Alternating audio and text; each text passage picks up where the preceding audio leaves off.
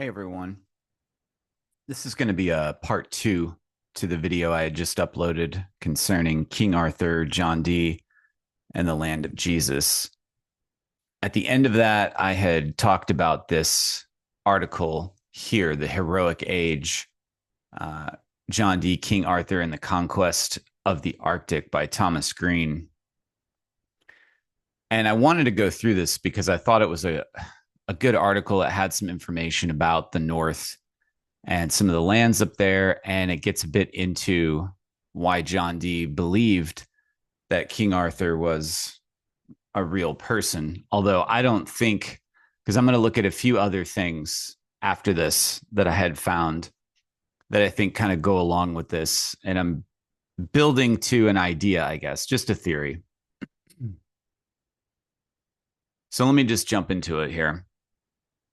From 1577 to 1580, the English polymath John Dee was engaged in manufacturing and disseminating some extraordinary claims on behalf of the English monarchy and its imperial ambitions. Most interestingly, Dee, generally seen as the originator of the phrase the British Empire, argued that Queen Elizabeth could assert dominion over a vast tract of northern globe and the New World, partially by dint of its having once been conquered and ruled by the Tudors' reputed early medieval ancestor, King Arthur. In his most important treatment of the issue, The Limits of the British Empire of 1578, he wrote that Elizabeth could claim title royal to all the coasts and islands beginning at or about Terra Florida, and so along store near unto Atlantis, going northerly, and then to all the most northern lands, great and small, and so compassing about Greenland, eastward until the territories opposite unto the furthest easterly and northern bounds of the Duke of Moscovia, his dominions.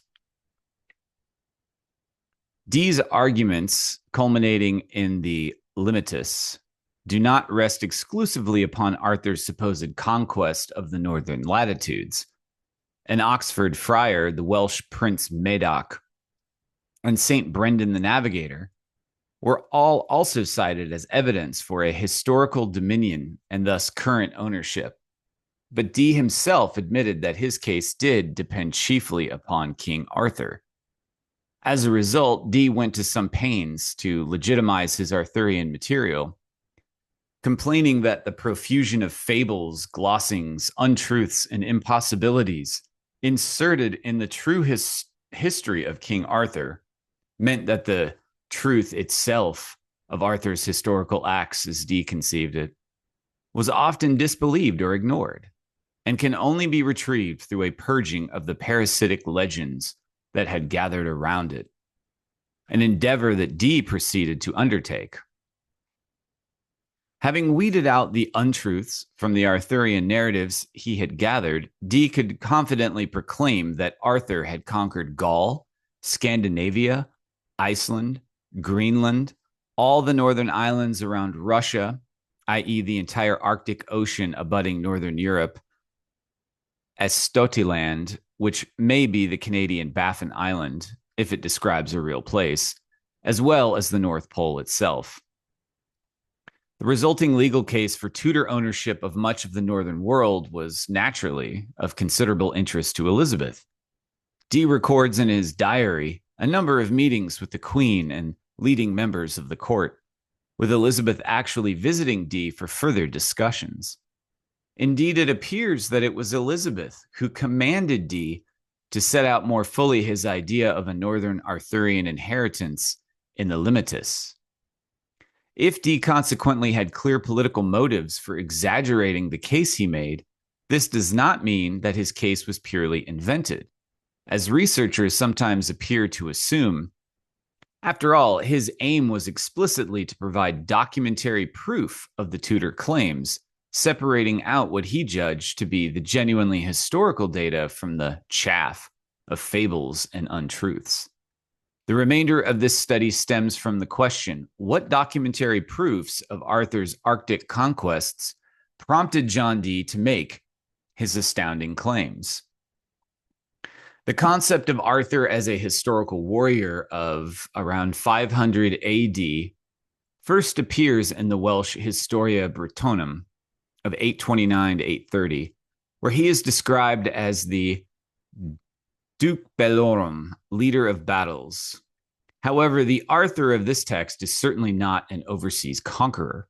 His victories are all insular, fought against the Germanic invaders of post-Roman Britain. Indeed, he was not even described as a king at this point. By and large, we have to wait until the Historia Regnum Britanniae of Geoffrey of Monmouth, published 1138, before we find the imperial, far-conquering Arthur of the medieval chronicle tradition. That summer, Arthur prepared his fleet to go to Ireland, which he desired to conquer. Having subdued the whole country, Arthur took his fleet to Iceland, where he defeated the natives and conquered their land. As the news spread through the islands that no one could stop Arthur, kings Doldaus of Gotland and Gunasius of the Orkneys came unbidden to submit and promised to pay tribute. Arthur exulted at being universally feared and decided to conquer all Europe. He readied his fleets and headed first to Norway to make his brother-in-law Loth its king. The Britons assaulted the cities with fire at the ready and scattered the country dwellers with unabated fury until they had subjugated the whole of Norway and Denmark to Arthur's control. Not satisfied with northern Europe, Arthur finally marches on Gaul and conquers it too. Certainly, the rudiments of Dee's Arthurian Empire are here. In a text that was considered by many English antiquaries of the period to represent the genuine history of Britain, despite the attacks on it by Polydore Virgil. Arthur is no longer an insular war leader, but instead an emperor and the conqueror of Iceland and Scandinavia. However, this is still a long way short of Dee's claims. Arthur has conquered the then-known North, but his rule over the Arctic Ocean, Greenland, and parts of North America are most definitely absent. Since neither of the most significant early Arthurian pseudo-histories go so far as to place Arthur in Greenland, America, or the Arctic, although Geoffrey's account prefigures such claims by extending Arthur's conquests to the farthest known northern and western limits of European civilization, we must therefore turn to Dee's own manuscripts for some illumination as to where this idea came from and how it developed. Dee himself seems to have been acutely aware that many of Arthur's conquests, particularly the northern and Arctic conquests, were not attested in the primary sources for Arthur's supposed military career, and that the documentary evidence he relied on was not usually regarded as trustworthy. He explains this issue partly by alleging the jealousy of Britain's rivals who ignore and criticize his sources, and partly by alleging the deliberate loss or destruction of evidence by Britain's enemies, in particular by the Arthur-questioning humanist Polydore Virgil. So in his Britannici Imperii Limitis, he says that there once were many proofs of Arthur's conquests, but willfully and wickedly, as by sundry credible gentlemen I have heard it testified, this Polydore burnt them, yea, a whole cartload almost.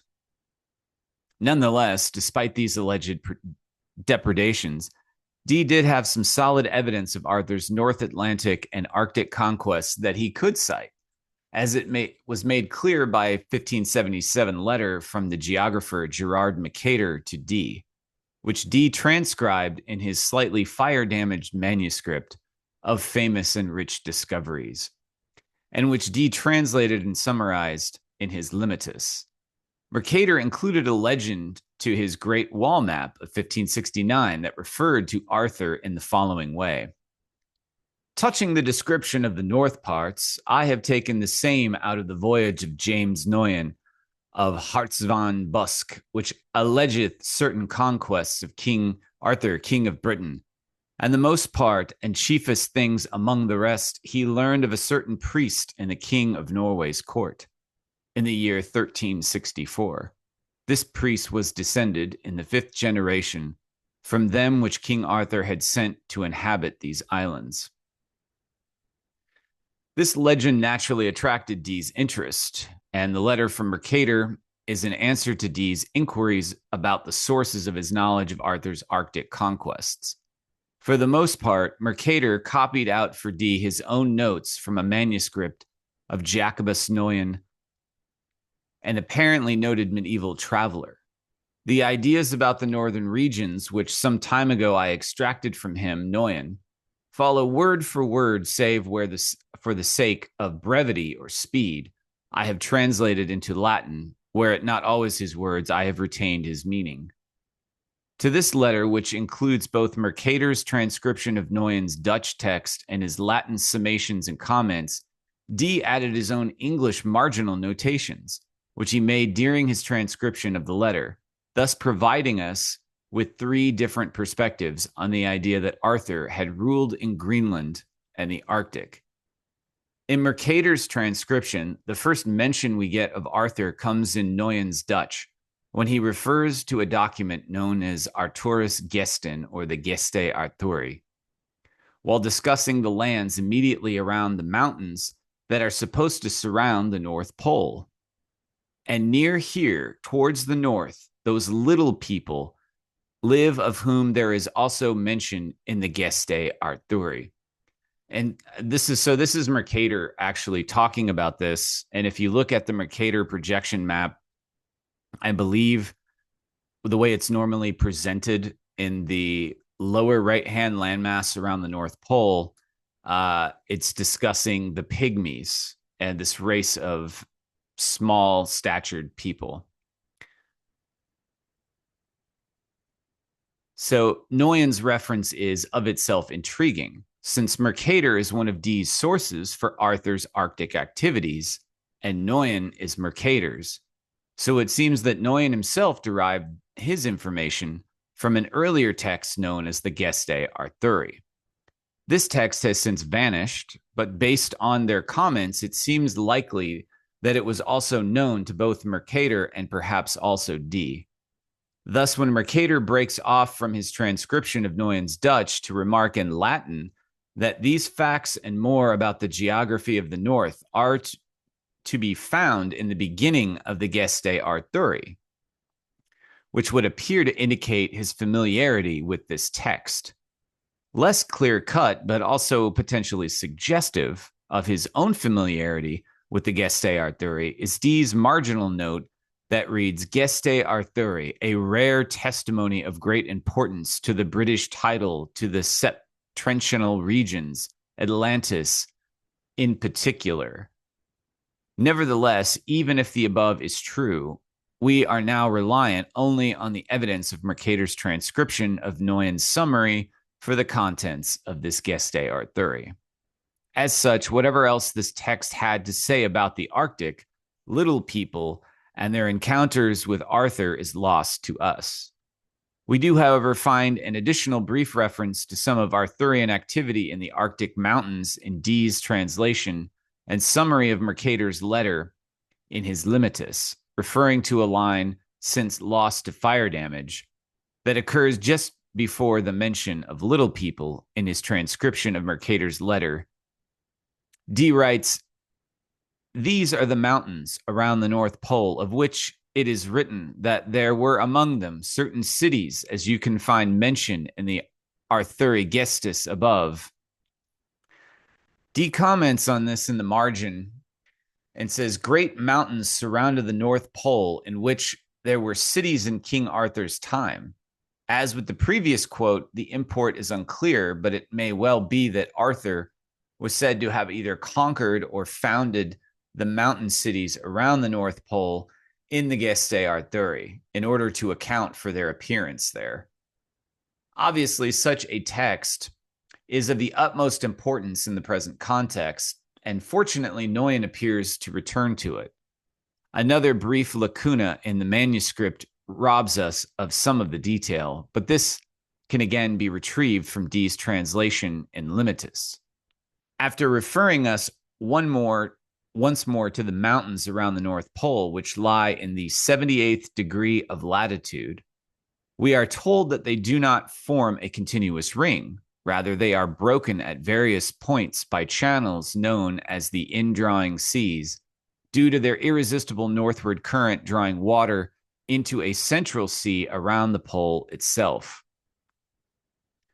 One group of Arthur's knights sailed thus far when he was conquering the northern isles and making them all subject to him.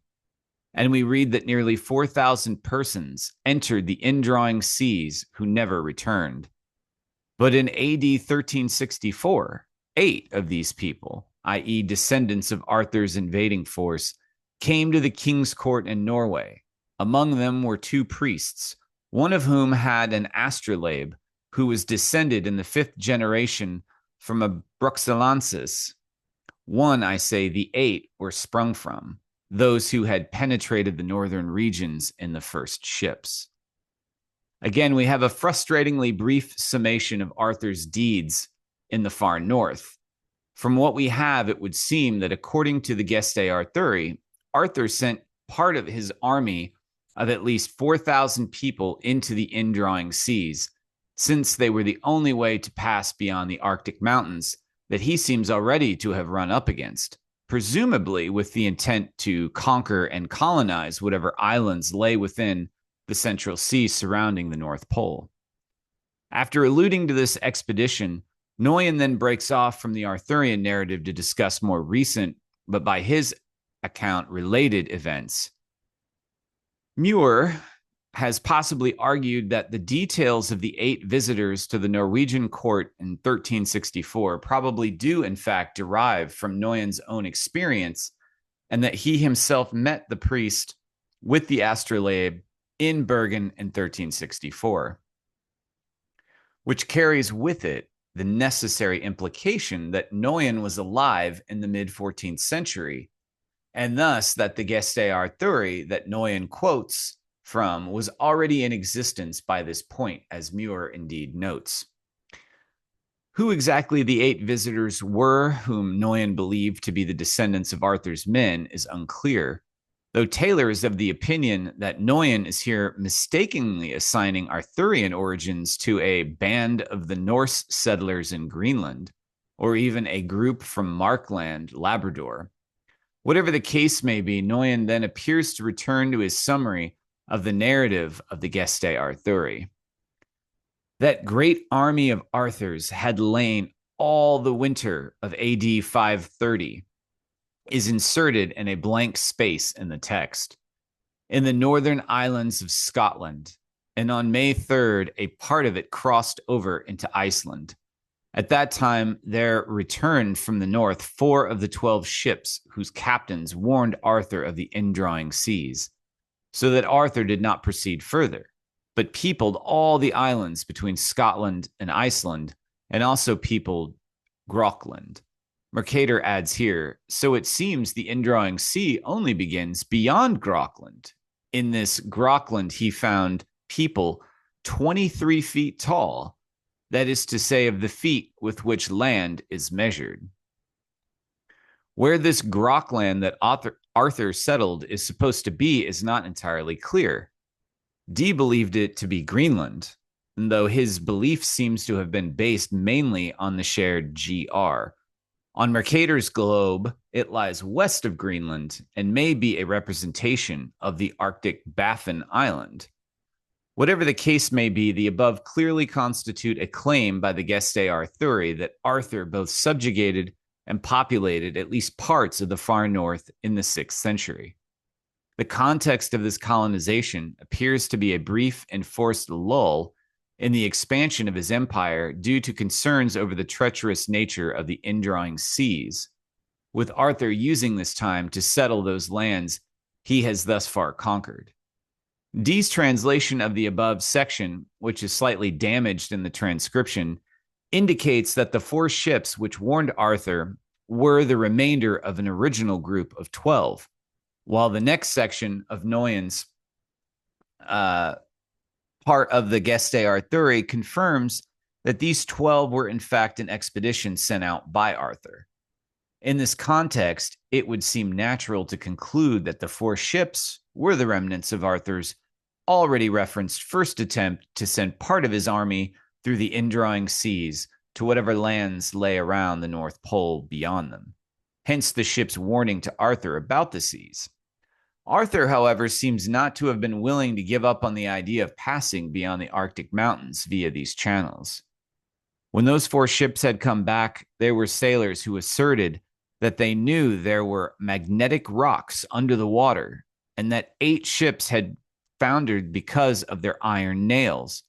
So Arthur again fitted out a fleet of 12 ships containing no iron and embarked 1,800 men and about 400 women. They sailed northwards on May 3rd in the year following, that in which the former ships had departed. And of those 12 ships, 5 were driven on the rocks in the storm, but the rest of them made their way between the high rocks on June 18th, which was 44 days after they had set out. Where exactly this new northern expedition of Arthur's ended up is unclear. They presumably passed through one of the channels of the indrawing seas, given that this seems to have been Arthur's goal and the preceding expedition had been turned back by the treacherous nature. This scenario cannot be confirmed, however, as the above is all that we have by way of Noyen's paraphrase of the Gestae Arthuri. Nonetheless, what we do have is most instructive in explaining the origins of Dee's claims for an Arthurian empire that included the Arctic and the North. It would seem that Dee, Mercator, and Noyen were all familiar with, either directly, indirectly, or both, a medieval Arthurian text that was written in or before the mid-14th century, and that claimed that Arthur did not simply end his conquest at Iceland, as Geoffrey's Historia Regnum Britanniae implies. Rather, it told of Arthur subjugating and settling the northern isles of the North Atlantic, including the giant-infested Groenland, or Greenland, or an Arctic island to the west of Greenland, and presumably a land of little people, which was either intended to reflect the northeastern tip of Norway or possibly the Arctic Ellesmere Island to the northwest of Greenland. And I want to interject because I had been reading an article that I had found on archive.org.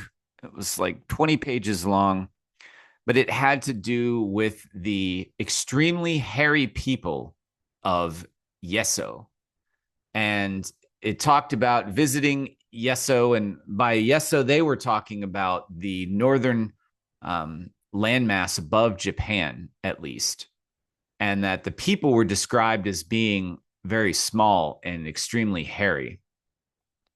And they have an interesting origin story of where they came from because they're very different than the Japanese. And they claim to have come from the West, which I guess would, if you're looking at the East as being towards the United States, then I guess they were referring to the mainland of China or Mongolia. But who knows?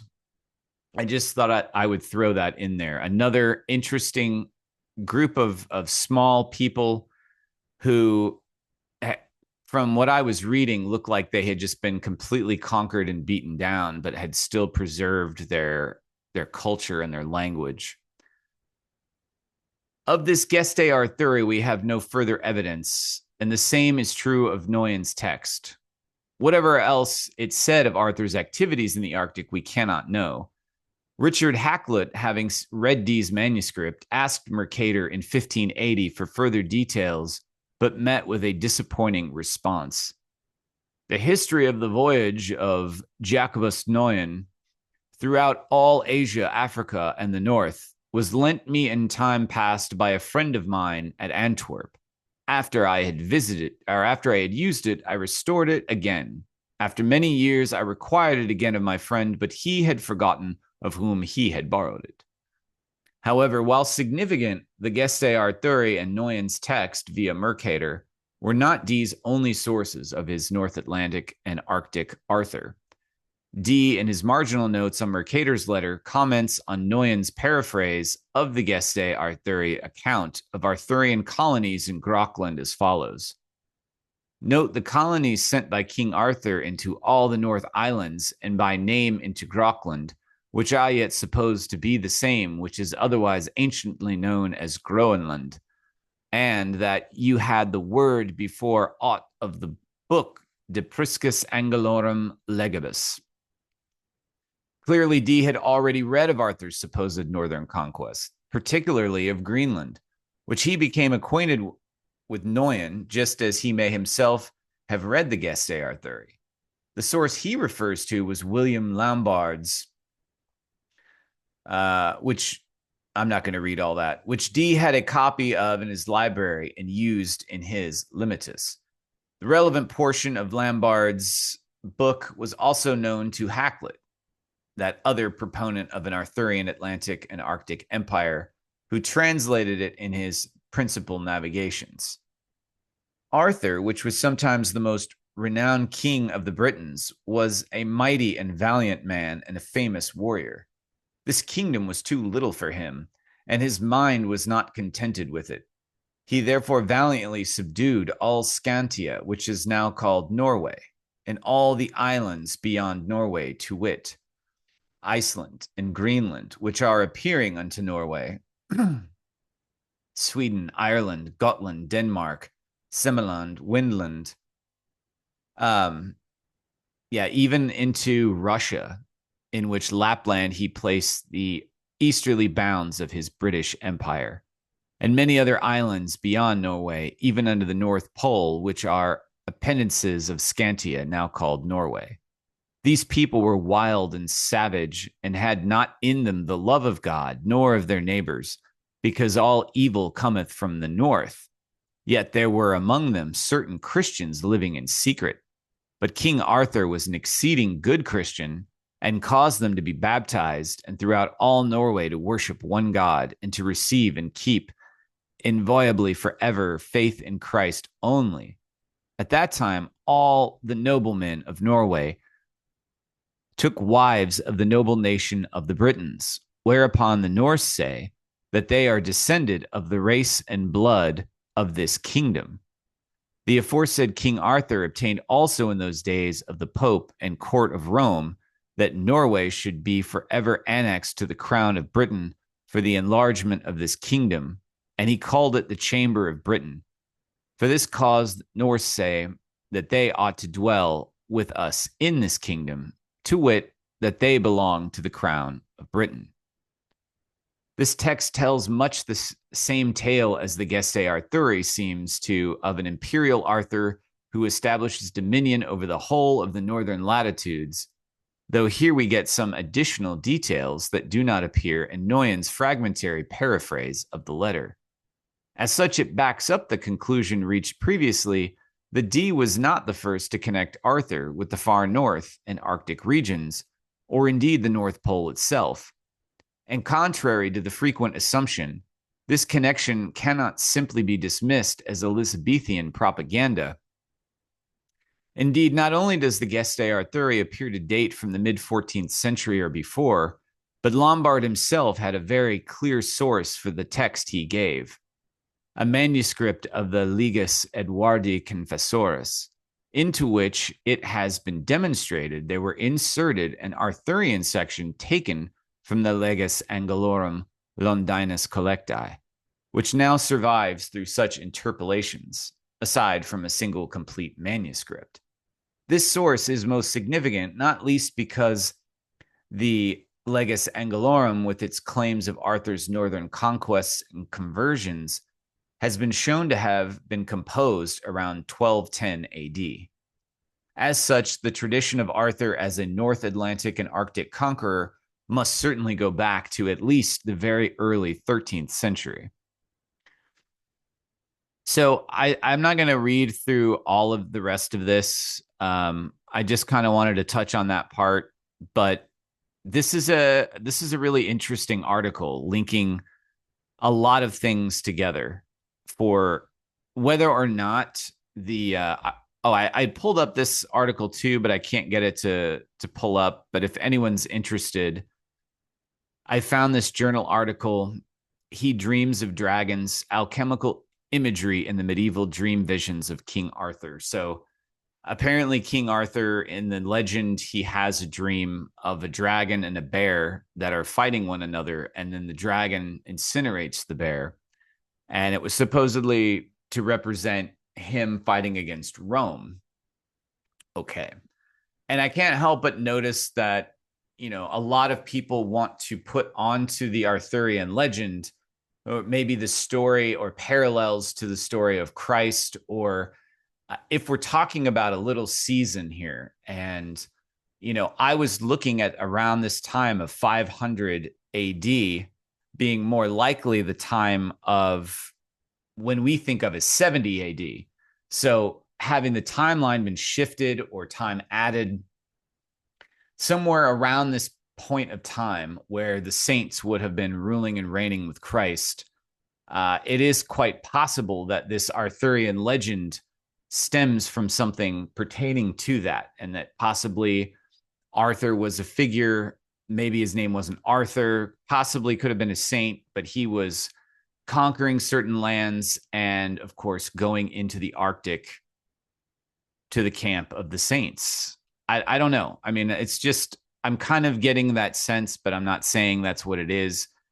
Obviously, John Dee wants to put onto this thing his claim to all these lands because of Elizabeth being a Tudor, which, of course, is part of the House of Plantagenet. So this house was a royal house which originated from the French county of Anjou. The name Plantagenet is used by modern historians to identify four distinct royal houses: the Angevins, who were also counts of Anjou, the main line of the Plantagenets following the loss of Anjou, and the houses of Lancaster and York, two of the Plantagenets' cadet branches. The family held the English throne from 1154 with the ascension of Henry II until 1485 when Richard III died in battle. England was transformed under the Plantagenets, although only partly intentionally. These kings were often forced to negotiate compromises, such as Magna Carta, which constrained royal power in return for financial and military support.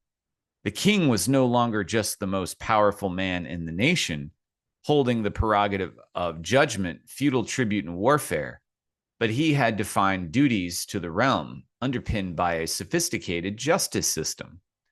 By the end of the reign of Edward III, the Plantagenets developed a new identity, including adopting the language of the ordinary people, Middle English, as the language of governance. This is one of the reasons that the Oxford Dictionary of National Biography considers Edward III as culturally the first English Plantagenet ruler. So again, we see a pattern here with these people that tend to be absorbed or take on the cultures of the people that they are now ruling over, and installing not just like a king or a dictator, but now we start to see these early forms of government being brought in and limiting the powers of the crown. In the 15th century, the Plantagenets were defeated in the 100 Years' War and beset with social, political, and economic problems. Popular revolts were commonplace, triggered by the denial of numerous freedoms. English nobles raised private armies, engaged in private feuds, and openly defied Henry VI. The rivalry between the House of Plantagenet's two cadet branches of York and Lancaster brought about the Wars of the Roses, a decades-long fight for the English succession. So basically, every monarch of England and later the United Kingdom from Henry VII to present has been a descendant of these people. Okay, so I just wanted to throw that in there. And I'm just going to read a little bit of this article called The Alchemical Wedding. And I want to say thank you to Jana from Puzzle Picture on YouTube. She put me onto this article, and I think it will kind of go well with the things that I've been talking about. So this is about the House of Ascania. The House of Wettin and the Landgraves of Hesse descended from Elizabeth of Hungary of the miracle of the roses, the same families who were involved in supporting Martin Luther's Reformation and the creation of his seal, the Luther Rose, were involved a century later in again advancing the cause of Reformation, this time under the guise of the Order of the Rosy Cross, also known as the Rosicrucians. As demonstrated Francis Yates, the celebrated expert on the movement in the Rosicrucian Enlightenment, the philosophy of Christian Kabbalah, as expressed by Francesco Giorgi and Cornelius Agrippa, is very close to the occult philosophy expressed in the Rosicrucian manifestos and by Robert Flood. Many suggestions as to the origin of the name Rosicrucian have been made, but as Yates indicates, it seems most likely that Giorgi's Christian Kabbalah became associated with Queen Elizabeth I, the Tudor Rose, Dee's scientific British imperialism, and with a messianic movement for uniting Europeans against the Catholic Habsburg powers. And if you've watched part one, then you're going to get all of the connections here. The Rosicrucian manifestos appeared around the same time that the German Prince Frederick V of the Palatinate, about 1574 to 1610, began to be seen as the ideal incumbent to take the place of leader of the Protestant resistance against the Catholic Habsburgs, to be achieved through his dynastic union with King James I's daughter, Elizabeth Stuart. The perceived occult importance of their marriage was enshrined in a Rosicrucian tract called The Chemical Wedding of Christian Rosencreutz, published in 1616, which contains allusions to the Order of the Golden Fleece. The word chemical is an old form of chemical and refers to alchemy, for which the sacred marriage was the goal. The chief advisor to Frederick V of the Palatinate and architect of the political agenda of the Rosicrucian movement was Christian of Anhalt, of the House of Ascania, also known as the House of Anhalt, who succeeded the House of Welf as Dukes of Saxony. Like the Julio-Claudian dynasty of Roman emperors, the House of Anhalt traced their descent to Ascanius, legendary king of Alba Longa and the son of the Trojan hero Aeneas, whom they equated with Ashkenaz, grandson of Japhet, the son of Noah, whose descendants were reputed to have migrated from the marches of Ascania in Bithynia, in the northwest of Asia Minor, and at least to have settled in Germany.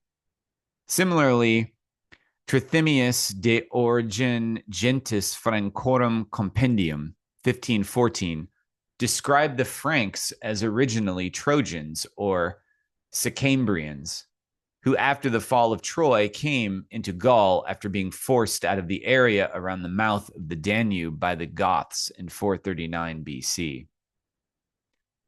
He also details the reigns of each of these kings, including Francus, from whom the Franks are named, and their battles with the Gauls, Goths, and Saxons.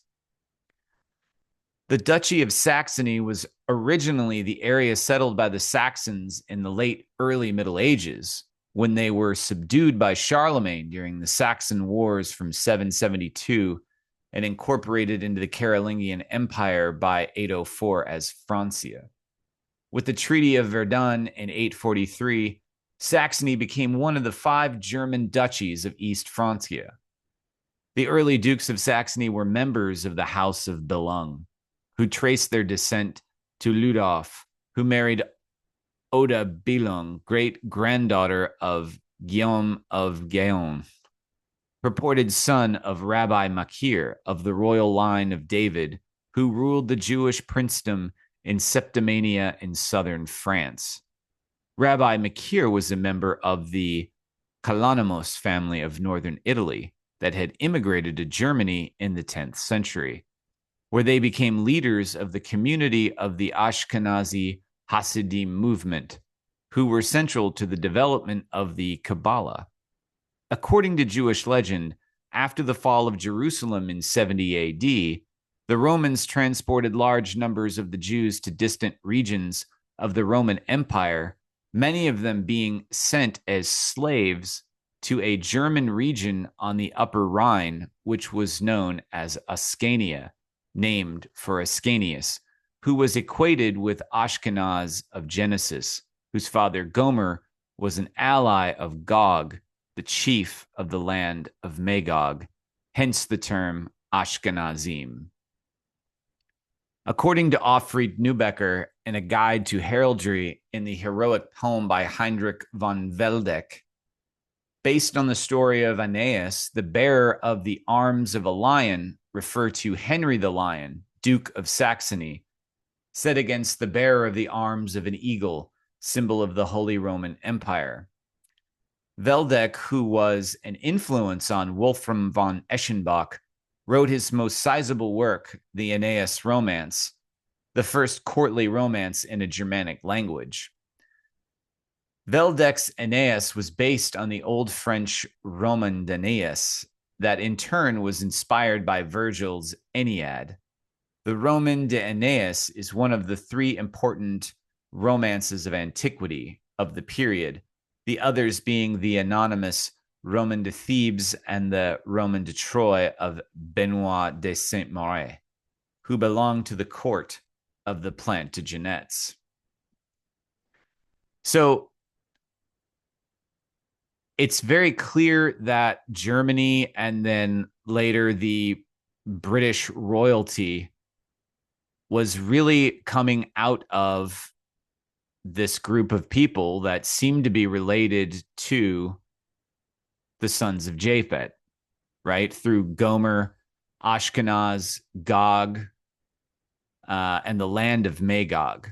So these were the ruling forces that we see in Europe around this time. This is who these families are. And this article is really good. It's very, very long, but it goes through the genealogy of the Order of the Dragon. And there's several orders. There's the Order of the Golden Fleece, the Order of the Dragon, which was started by Sigismund of Luxembourg of the Holy Roman Empire. The Order of the Garter, of course, Emperor Hirohito of Japan was a member of the Order of the Garter during World War II, and Imperial Japan was led by that part. These Teutonic Knights and these different orders, I think there's an Order of the Swan as well. All of these knightly orders, the Teutonic Knights, the Knights Hospitalier, who took over the island of Rhodes and built all of these walls and castles. Anyway, it goes through all of the history of that and their genealogies and who all is involved in this. But the part I really wanted to get to, this is a good connection here, though, that Martin Luther was friends and being, I guess, propped up by these people. And of course, he is associated with the Order of the Dragon as well. And his translation and the whole Protestant movement is coming from these groups and out of these people. So this article is really good. It makes a lot of good connections. Here we see them using the dragon with the bat wings as a symbol. Hans Cranach was an artist and friend of Luther. And of course, the Lutheran, there's something about the Lutheran, the code or whatever it was that they had that had come out of the Rosicrucians. I'm trying to get to the part here. This was, of course, the rose that they had designed for Luther. It became widely recognized for Lutheranism, and it was designed for Martin Luther at the behest of John Frederick I in 1530, while Luther was staying at the Coburg fortress during the Diet of Augsburg. When Lazarus Spengler sent Luther a drawing of the seal of a rose and a cross commissioned by John Frederick I, Luther wrote Melanchthon a letter to describe how he viewed the symbol, an expression of his theology and faith. And This draws so many different connections. Let me find this fruit-bearing society, another interesting group. Almost there. Here we go. So the rose is the first and most perfect of flowers.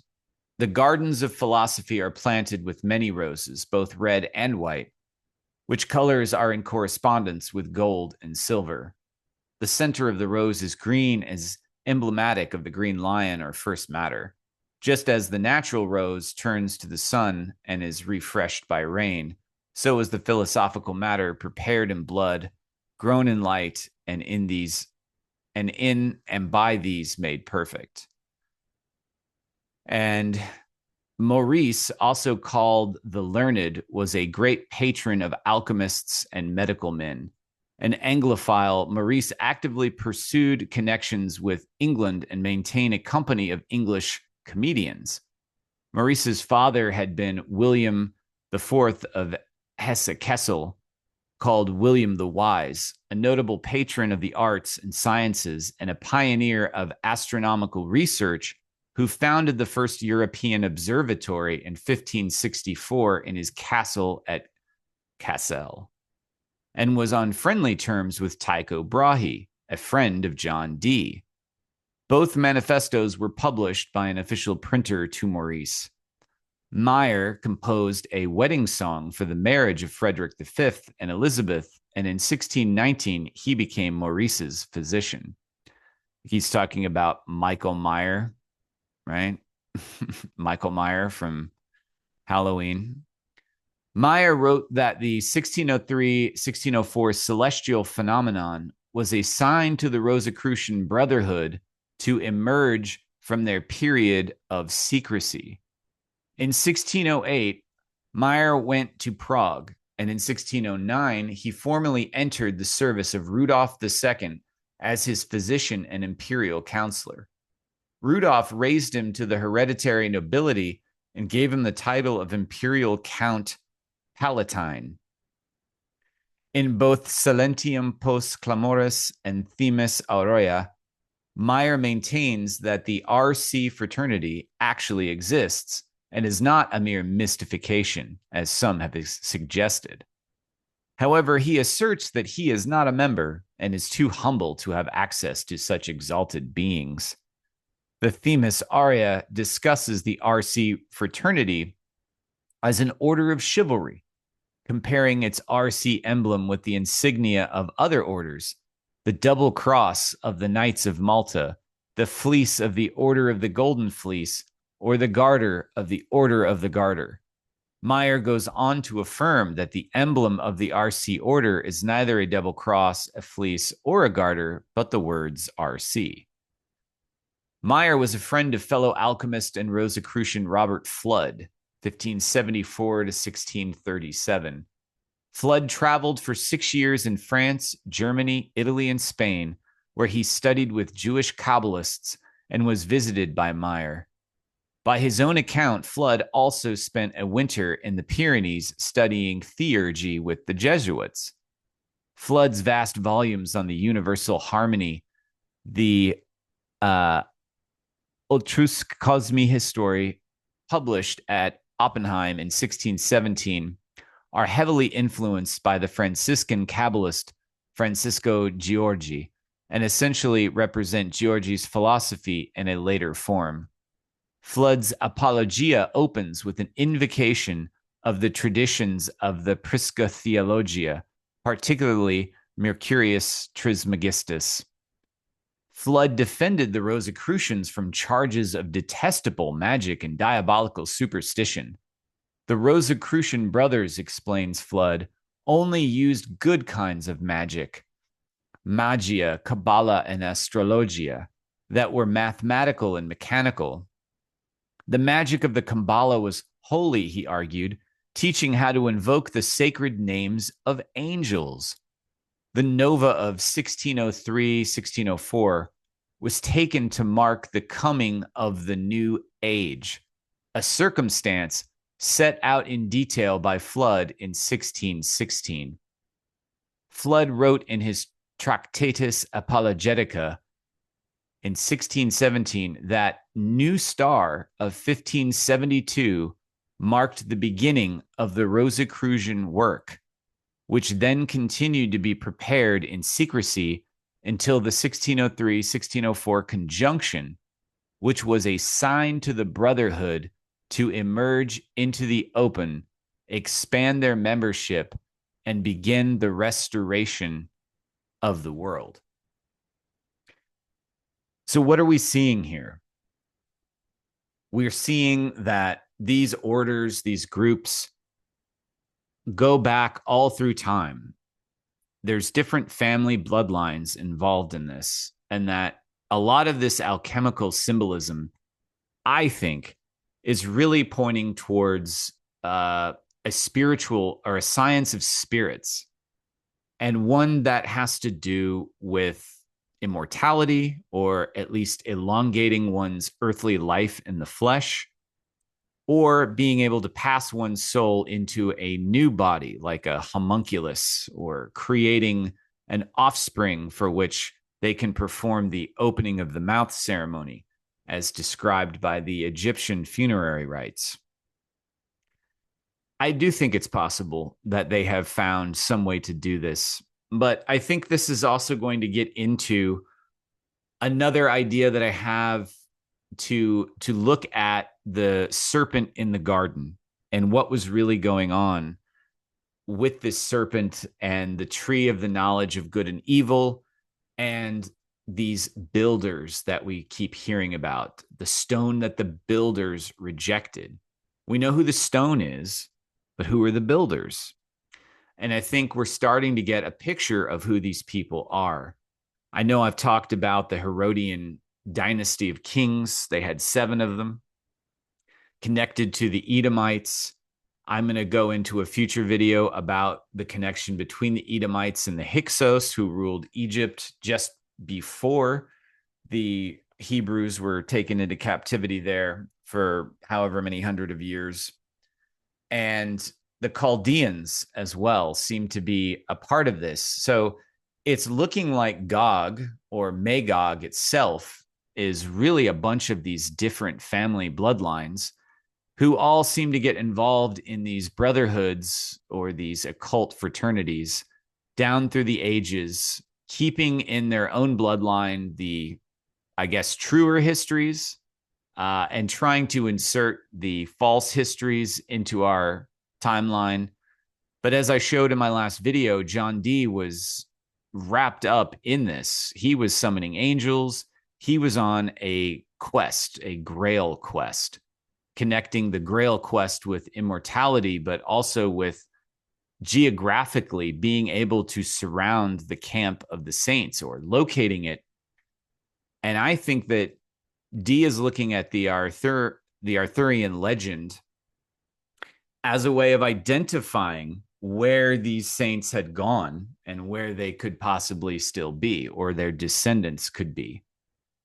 Now, that's just my working theory at the moment, but I believe this is all connected. These families and these breeding programs, they're the alchemy itself just being sort of symbolic of how they continue to keep their bloodlines going.